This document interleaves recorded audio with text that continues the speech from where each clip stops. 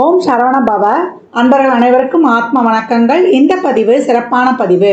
ராகுக்கேது பயிற்சி பலன்கள். முன்னெல்லாம் சனி பயிற்சியை பார்ப்பாங்க, குரு பயிற்சியை பார்ப்பாங்க. இப்போ ராகுக்கேது பயிற்சிகளையும் ரொம்ப எதிர்பார்ப்பு அதிகமாக இருக்குது. ஒன்று மட்டும் தெரிஞ்சுக்கோங்க, நைசர்கிய பலத்தில் கிரகங்களுடைய வரிசையில் ரொம்ப பலம் பெற்றவர்கள் இவர்கள். இவங்க தான் பிக் பாஸ். இந்த ராகுக்கேதுக்களை தாண்டி மற்ற கிரகங்கள் எதுவும் வேலை செஞ்சிட முடியாது. ஏன்னா மற்ற 7 கிரகங்கள் செய்ய வேண்டிய வேலையை இவங்க ஒரு கண்ணிமைக்கும் நேரத்தில் செஞ்சுருவாங்க.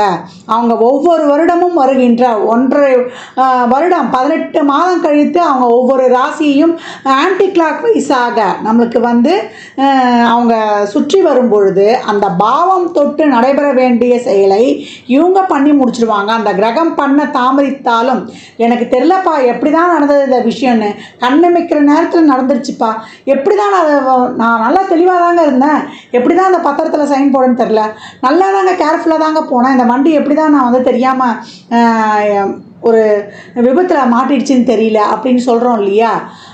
ரொம்ப நம்பினாங்க, இவன் ஏமாற்றிட்டு போயிடுவான்னு நான் நினைக்கல.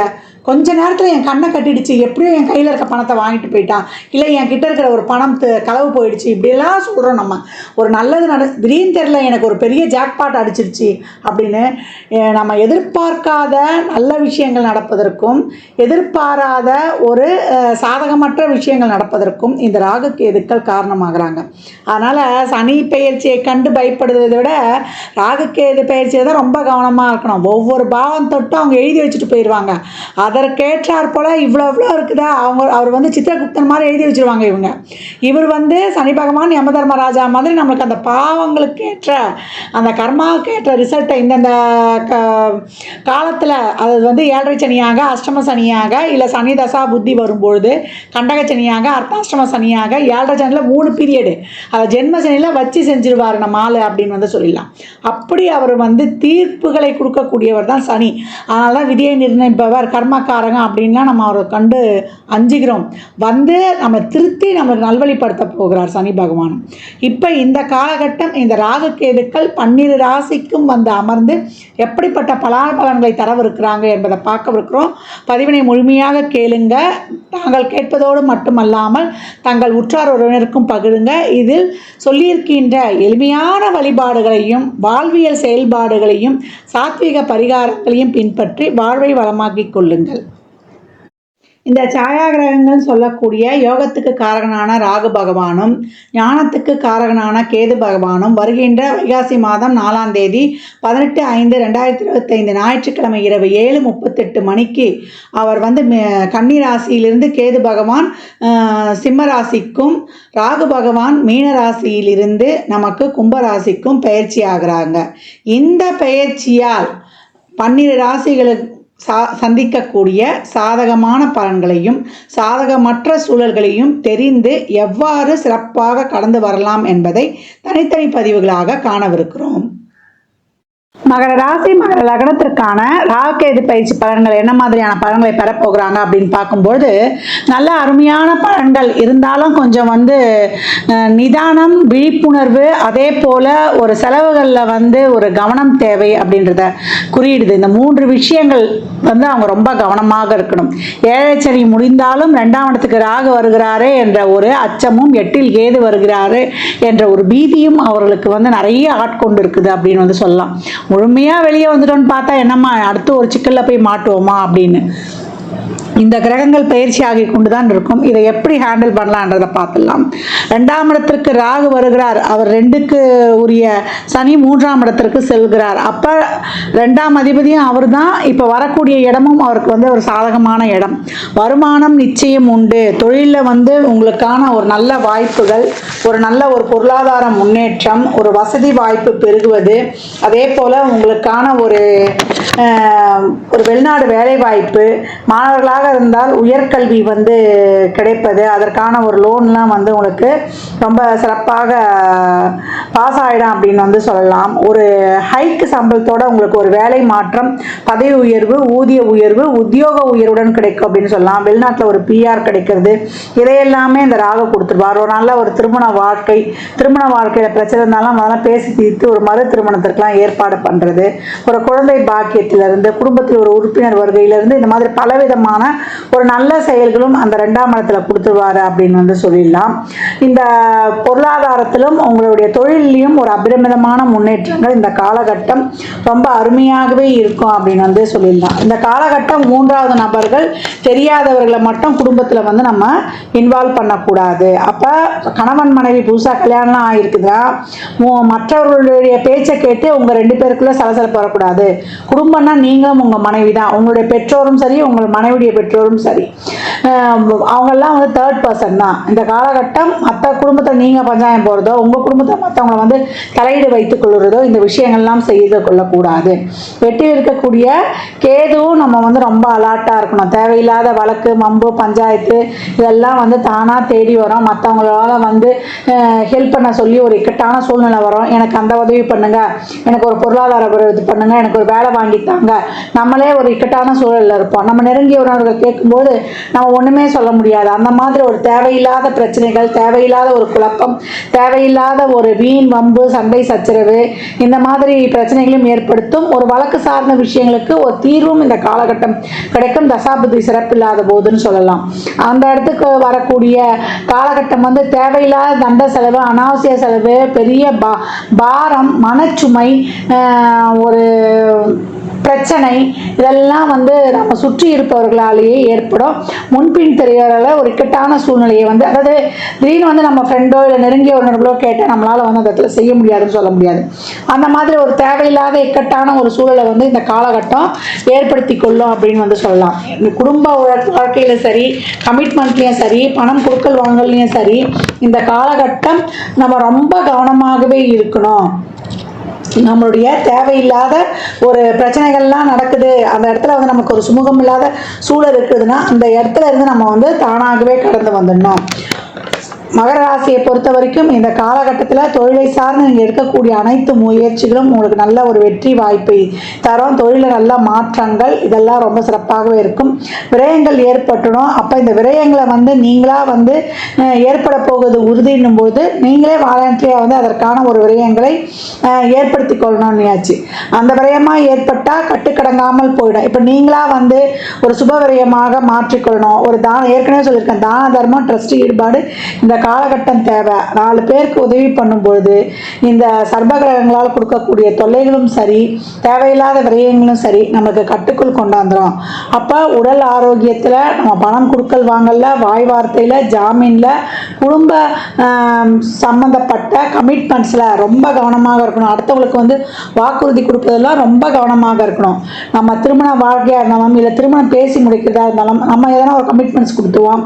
அப்புறம் கலத்தின வீட்டில் இருந்து நீங்கள் இதெல்லாம் சொன்னீங்க சரியாக நிறைவேற்றல, ஏன்னா நிறைவேற்றக்கூடிய சூழல்லாம் நம்மளுக்கு வந்து ஒரு அப்ஸ் அண்ட் டவுன்ஸ், ஒரு ஏற்ற இறக்கங்களோடு காணப்படும். அதனால் அளவுக்கு மீறி எதையுமே வந்து இந்த காலகட்டம் ஒத்துக்கொள்ளக்கூடாது. கம்மியாக சொல்லிட்டு கூட ஜாஸ்தி செஞ்சிடலாம். நிறைய சொல்லிட்டு கம்மியாக செஞ்சோன்னா நம்ம மேலே ஒரு நம்பகமற்ற தன்மை அந்த இடத்துல வந்துவிடும் அப்படின்னு வந்து சொல்லியாச்சு. இந்த காலகட்டம் நல்ல பொருளாதாரமும் தொழிலில் நல்ல ஒரு முன்னேற்றமும் ஏற்பட்டுடும். உங்களுடைய ஆரோக்கியம், உங்களுக்கு ஒரு மனசு ஒரு நிறைவாக இருக்கான்னா அதெல்லாம் வந்து கொஞ்சம் அவ்வளோ திருப்தியாக இல்லாத சூழல் ஏற்பட்டுடும் அப்படின்னு வந்து சொல்லலாம். குடும்ப வாழ்க்கையிலையும் நம்ம பணம் கொடுக்கல் வாங்கலே நான் ஏற்கனவே சொன்ன மாதிரி குடும்ப உறவுலையும் திருமண விஷயத்துலையும் ரொம்ப கவனமாக முடிவெடுக்கணும். எந்த ஒரு விஷயத்துலையுமே நீங்கள் வாக்கு கொடுக்கறதுக்கு முன்னாடி இல்லை பேச்சுவார்த்தை கொடுக்கறதுக்கு முன்னாடி ஒத்துக்கொள்வதற்கு முன்னாடி ரொம்ப கவனமாக இருக்கணும். இந்த ராகுக்கு இது பயிற்சி உங்களை பொறுத்த வரைக்கும் ரொம்ப உங்களுக்கு வந்து ஒரு பொருளாதார முன்னேற்றத்தையும் ஒரு சமூகத்தில் உங்களுக்கான ஒரு நல்ல ஒரு பெயர் புகழ் அந்தஸ்து இதெல்லாமே ஒரு தொழில் ரீதியாக ஒரு சமுதாய ரீதியாக உங்களுக்கு வந்து சிறப்பாக கொடுத்தாலுமே விரயங்களும் குடும்பம் சார்ந்த விஷயங்கள்ல கொஞ்சம் கூடுதல் கவனம் தேவை என்பதை வந்து வலியுறுத்துது. அந்த விரயங்கள்லாம் வந்து நீங்கள் சுப விரயங்களாக மாற்றிக்கொள்ளணும். ராகுவால் ஏற்படக்கூடிய அனைத்து பிரச்சனைகளையும் குருவானவர் உங்களுக்கு வந்து நல்லா தீர்த்து கொடுத்துருவாரு. 8ஆம் இடம் சம்பந்தப்பட்ட அனைத்து விதமான பிரச்சனைகளுக்கும் நீங்கள் வந்து ரொம்ப பொறுமையாக நிதானமாக தேவையில்லாத வம்பு வழக்கு வியாஜியங்களையும் இல்லாமல் பண்ணிடும். இல்லை நம்ம அதில் போய் மாட்டிக்கக்கூடிய சூழலையும் ஏற்படுத்தும். அப்போ நம்ம இதை எப்படி டேக்கிள் பண்ண போகிறோன்றதெல்லாம் நம்மளுடைய நடைமுறையை பொறுத்து. அப்போ நம்மளுக்கு இந்த காலகட்டத்திலெல்லாம் தேடி வரும்பொழுது நம்ம அதுலேருந்து பக்குவமாக நம்ம கடந்து வந்துடணும். நான் ஏற்கனவே சொன்ன மாதிரி நம்மளுக்கு எரிச்சல் மூற்றா மாதிரி நம்மளுக்கு தேவையில்லாத ஒரு கவலை ரொம்ப வழக்கு பிரச்சனைகளை உண்டு பண்ணுற மாதிரி சூழல்லாம் தென்படுது, அந்த மாதிரி உருவாக போகுது அப்படின்னு நம்மளுக்குள்ளேயே ஒரு இன்ட்யூஷன் ஏற்பட்டால் அந்த இடத்த விட்டு நம்ம கடந்து வந்துடுவது நல்லது. மகரம் எப்போவுமே எதுக்குமே யாரையுமே இந்த காலகட்டம் சப்ஸ்டியூட் வைக்கக்கூடாது. உங்கள் வேலைகளை, உங்கள் அலுவலகங்களை, உங்கள் சம்மந்தப்பட்ட விஷயங்களை, அதை குடும்பமானாலும் சரி, தொழில் செய்கிற இடங்களாலும் இருந்தாலும் சரி, நீங்கள் தான் அதை முன்னின்று எடுத்து செல்லணும். அப்போ தான் இந்த காலகட்டம் சிறப்பாக இருக்கும். மற்றவர்களை நம்பி அந்த வேலைகளெல்லாம் ஒத்துக்கொள்ளக்கூடாது.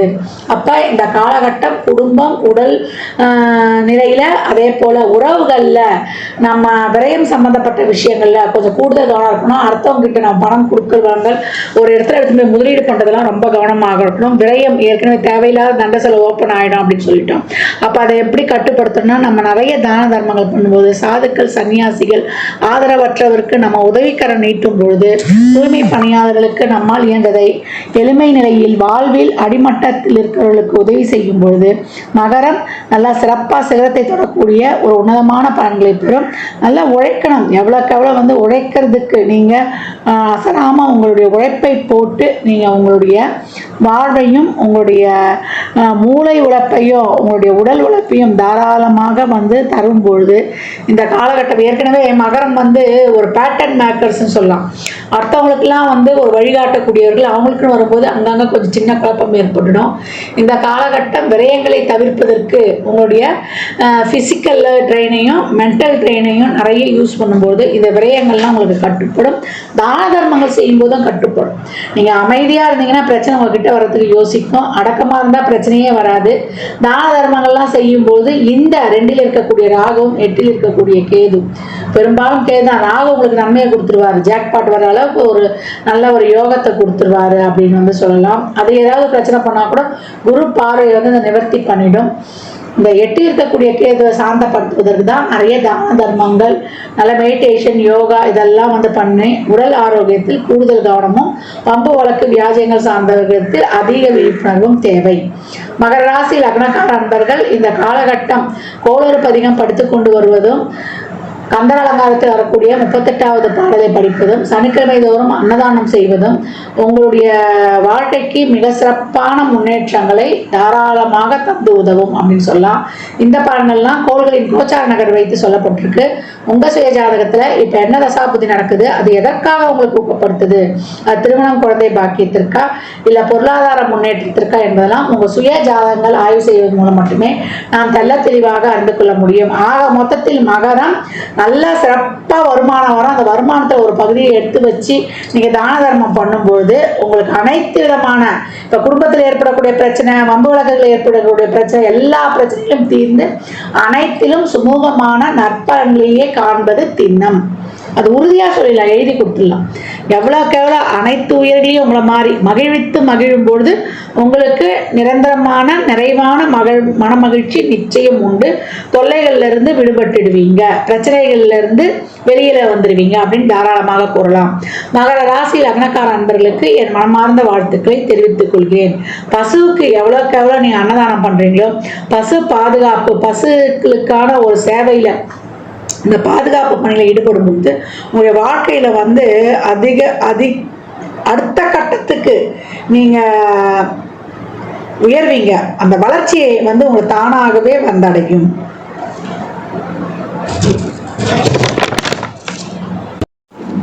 12 ராசிகளுக்கும் ராகுகேது பயிற்சிக்குரிய பலன்கள் சொல்லப்பட்டிருக்கு. இந்த ராகுகேது பயிற்சி பலன்கள் உங்கள் சுய ஜாதகத்தில் இப்போ ராகு எங்கே வந்திருக்கிறாரு? கும்பத்துக்கு வந்திருக்கிறாரு. கேது சிம்மத்துக்கு வந்திருக்கிறார். இதே இடத்தில் உங்களுக்கு எந்த ராசி லக்னமாக இருந்தாலும் அந்த இடங்களில் ஒரு கிரகம் இருந்தால் மிகப்பெரிய பாதிப்பை உங்களுக்கு ஏற்படுத்தும். அதே போல் சனி தசா, ராகு, கேது புத்தி, இல்லை சூரியனுடைய அந்தரமோ இல்லை சந்திரனுடைய தசா புத்தி அந்தரமோ அது நடந்து இந்த இடங்கள்லையும் கிரகம் இருக்கும்போது மிக ஜாக்கிரதையாக, மிக கவனமாக ஒவ்வொரு அடியும் எடுத்துக்கணும். இதெல்லாம் பொது பலன்கள் தான். உங்கள் சுய ஜாதகத்தை ஆய்வு செய்யும்போது இன்னும் சிறப்பாக நம்ம ஹேண்டில் பண்ணிடலாம். பொதுவாக இப்போ வந்திருக்கக்கூடிய ராகுவும் இப்போ வந்திருக்கக்கூடிய கேதுவும் நமக்கு என்ன சொல்கிறாங்கன்னா, ராகு நீங்கள் உங்களுடைய அறிவுத்திறமையை வளர்த்துக்கோங்க, உங்களை நீங்களே டெவலப் பண்ணிக்கோங்க. நீங்கள் ஷேர் பண்ணுற விஷயங்கள், கம்யூனிகேஷன், ஒரு வாட்ஸ்அப்போ, ஒரு ஃபேஸ்புக்கோ, இல்லை ஒரு ட்விட்டரோ, ஒரு இன்ஸ்டாகிராம் இன்ஸ்டாகிராமோ நல்ல விஷயங்களை ஷேர் பண்ணுங்கள். நீங்கள் எவ்வளோக்கு எவ்வளோ நல்ல விஷயங்களை ஷேர் பண்ணுறீங்களோ, நல்ல விஷயங்களை பேசுகிறீங்களோ, அவ்வளோக்கு எவ்வளோ உங்களுக்கு சிறப்பான பலன்களை தரும். உங்களுடைய திறமை, உங்களுடைய அறிவை வந்து நல்லா வளர்த்துக்கோங்க. லௌகீக விஷயங்களில் ஈடுபடாதீங்க. நல்லா உங்கள் அறிவுக்கு தீனி போடுங்க. அதே போல் உங்கள் செயல்களை வந்து சிறப்பாக செய்யுங்க. எல்லாத்துக்கும் உங்களுக்கு உண்டான முயற்சியை போட்டுட்டு நீங்கள் கடந்துருங்க. இந்த விஷயம் நான் பண்ணிட்டேன், இது நடந்தே ஆகணும் நீங்கள் பிடிச்சு வைக்கும்போது கேது உங்களுக்கு அதை தராமல் போயிடும்.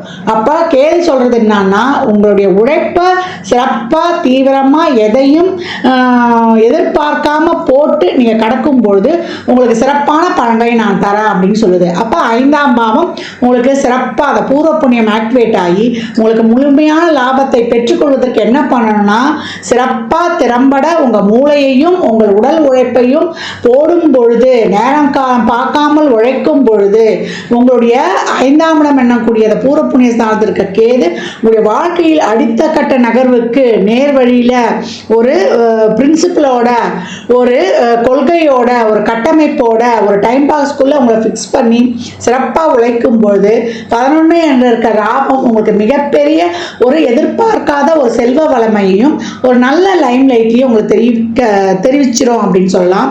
இந்த காலகட்டம் கோளறு பதிகம் படிப்பதும், கந்தல் அரங்காலத்தில் வரக்கூடிய 38வது பாடலை படிப்பதும், அபிராமி அந்தாதியில் வரக்கூடிய 24, 27, 75, 40 இந்த ஆர்டரில் தான் படிக்கணும். படிக்கும்போது மனச்சஞ்சலங்கள் இருக்காது. நவகிரகங்களால் எந்த தொந்தரவும் இருக்காது. நவகிரகங்கள் நமக்கு நன்மை ஆயிடும். எந்தவித தசாபுதியே இருந்தாலும் சிறப்பாக கடந்துடலாம். 12 ராசிக்காரர்களும் ராகுக்கேது நன்மை செய்தாலும் சரி, இல்லை நியூட்ரலாக இருந்தாலும் சரி, இல்லை அதிகப்படியான ஒரு நன்மை இருந்தாலும், சாதகமற்ற சூழல் இருந்தாலும், எல்லோருக்குமே இந்த ராகுக்கேது டிரான்சிட்ல இப்போ உட்கார்ந்து இருக்கிற இந்த சிம்மத்தையும் கும்பத்திலையும் இதை பின்பற்றும் போது நீங்கள் சிறப்பான பலன்களை வந்து பெற்றுக்கொள்ளலாம். ஒரு சுக்கிர தசா நடக்குது, ஒரு குரு தசா நடக்குது, ஒரு புதன் தசா நடக்குது, உங்களுக்கு வந்து ஒரு சிறப்பான உங்கள் இதுக்கு வந்து ஒரு பொருளாதாரம் கொடுக்குற தசைகளாக இருக்கும்போது மிகப்பெரிய லாபத்தை நீங்கள் அடைவீங்க. இல்லை உயிர் ஸ்தானமாக இருக்குதுன்னும் போது உங்களுக்கான ஒரு நல்ல திருமணம், குழந்தை பாக்கியம் இதையெல்லாம் பெற்றுக்கொள்வீங்க. இதற்கெல்லாம் உங்கள் சுய ஜாதகத்தை ஆய்வு செய்து கொள்ளணும். அதே போல் கேது பாசிட்டிவாக ஆக்டிவேட் ஆகணும் அப்படின்றவங்கெல்லாம் ஆயில்யம், மிருகசீரிஷம், ரோகிணி நட்சத்திரம் வரக்கூடிய நாட்களில், இல்லை கேது உங்களுக்கு இப்போ 5ஆம் பாவம் இருக்குது, அந்த பாவம் சிறப்பாக ஆக்டிவேட் ஆகணும் அப்படின்றவங்களாம், இந்த பாம்பு பிடிக்கிறவங்க இருக்காங்க இல்லையா, இந்த ராகுக்கேதுக்கள் இப்போ முழுமையான பலனை தரணும். பூர்வ புண்ணியம் சிறப்பாக ஆக்டிவேட் ஆகணும். 11 என்ற உங்களுடைய ஆழ்மன எண்ணங்கள், விருப்பங்கள் இதெல்லாம் நிறைவேறணும் அப்படின்னா, இந்த பாம்பு பிடிக்கிறவங்களாம் ரொம்ப ஒன்றும் வசதி வாய்ப்போடு இருக்க மாட்டாங்க. அவங்களுக்கு இந்த நட்சத்திர நாட்களில் உதவி செய்கிறது மிக சிறப்பான பலன்களை உங்களுக்கு அள்ளித்தரும். ஆயில்யத்தை ஃபஸ்ட்டு எடுத்துக்கோங்க, அதுக்கப்புறம் மிருகசீரிஷம், ரோகிணி எடுத்துக்கோங்க. இந்த நட்சத்திரத்தில் ஒரு கிரகம் இருந்து அது எத்தனாவது பாவமாக வருதோ அந்த பாவமும் உங்களுக்கு சிறப்பாக ஆக்டிவேட் ஆக இந்த வாழ்வியல் செயல்பாடு, இது பரிகாரம் இல்லை, இது பரிகாரமாகவும் எடுத்துக்கலாம். இது வந்து ஒரு வாழ்வியல் செயல்பாடு, மற்றவங்களுக்கு உதவுது. இந்த காலகட்டம் வர்ற வருமானத்தில் ஒரு பகுதியை முதல்ல நீங்கள் தான தர்மத்துக்கு எடுத்து வைக்கும் பொழுது, கேதுனாலே ஆதரவற்றவர்கள், யாரும் இல்லாதவர்கள், அவங்களுக்கெல்லாம் நீங்கள் எவ்வளோக்கு எவ்வளோ உதவி பண்ணுறீங்களோ அவ்வளோக்கு அவ்வளோ உங்களுக்கு மிகப்பெரிய ஒரு நிரந்தரமான செல்வ வளமையெல்லாம் நீங்கள் மிக சிறப்பாக பெற்றுக்கொள்ளலாம். அது கண்கூடாக காணலாம். அந்த ஒரு மன அமைதி, மன நிம்மதி, மன நிறைவு கிடைக்கும். நடக்கக்கூடிய செயல்கள்லாம் ரொம்ப சிறப்பாக, ஏன்னா ஒரிஜினல் 5லேயே கேது சம்மந்தப்பட்டார். அப்போ இயற்கையாகவே அந்த மன சோர்வு ஏற்பட்டுடும், மன அழுத்தம் ஏற்படும். இதை போக்கிக் கொள்வதற்கு நிறைய ட்ரஸ்ட் ஈடுபாடு, இறை வழிபாடு, தான தர்மங்கள்லாம் செய்யும்போது ஏழையின் சிரிப்பில் இறைவனை காணலாம்னு சொல்லிட்டான். அப்போ நீங்கள் இறைவனை கூட வணங்க வேண்டாம், ஏழைகளுக்கு உதவ உங்களுடைய கர்மாவும் குறையும், உங்கள் மன இறுக்கமும் தீரும். உங்களுக்கு இயற்கையாகவே அந்த மன நிறைவும் சந்தோஷமும் தானாகவே ஏற்பட்டுடும். உங்கள் கர்மா கிளென்சிங் ஆகிறத கண்கூடாக பார்க்கலாம். இந்த பலன்கள்லாம் வந்து நல்லா நடைபெறுவதற்கு இந்த வாழ்வியல் வழிபாடுகளை நீங்கள் பின்பற்றுங்க. இந்த பதிவை வந்து தவறாமல் கேளுங்க. நீங்கள் கேட்பதோடு மட்டுமல்லாமல் உங்கள் உற்றார் உறவினருக்கும் பகிருங்க. அங்களிடம் விடைபெற்றுக் கொள்வது ஆதித்ய சொர்ணலக்ஷ்மி. ஜாதகம் பார்க்க விரும்பும் அன்பர்கள் இந்த எண்ணிற்கு ஒரு மெசேஜ் செய்யுங்க. தங்களுக்கான விவரங்கள் அளிக்கப்படும். அப்பாயின்மெண்ட் பெற்றுக்கொள்ளலாம். ஜாதகம் சிறந்த முறையில் கணித்து பார்த்து தரப்படும். வாஸ்து பார்த்து தரப்படும். வாஸ்துப்படி வீடு கட்ட பிளான்கள் போட்டு தரப்படும். எண்ணியல் பார்த்து தரப்படும். நியூமராலஜி படி பிறந்த குழந்தைகளுக்கும் தொழிற்சாலைகளுக்கும் பெயர் வைத்து உங்கள் வாழ்வை வளமாக்கிக் கொள்ளலாம். சுபமுகூர்த்த நாட்கள் குறித்து தரப்படும். அவரவர் சேவைக்குண்டான கட்டணத்தை செலுத்தி சிறப்பான சேவைகளை பெற்று உங்கள் வாழ்வை வளமாக்கிக் கொள்ளலாம். மற்றும் ஒரு சிறப்பான பதிவில் சந்திக்கும் வரை தங்களிடமிருந்து விடைபெற்றுக் கொள்வது ஆதித்ய சொர்ணலட்சுமி. மிக்க நன்றிகள். வாழ்க வளமுடன். நற்பவி நற்செழி. இறையருளால் அனைத்தும் நிறைவாகட்டும்.